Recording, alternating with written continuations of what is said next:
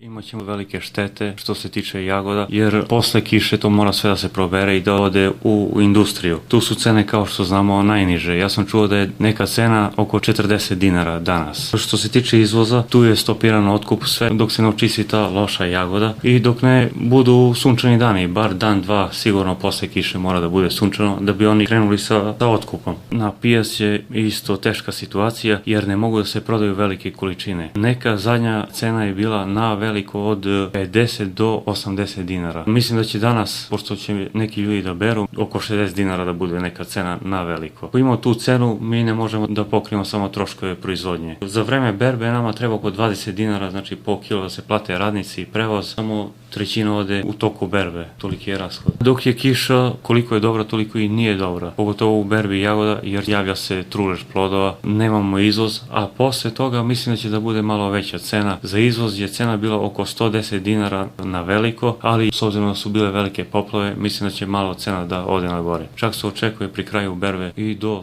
170 dinara.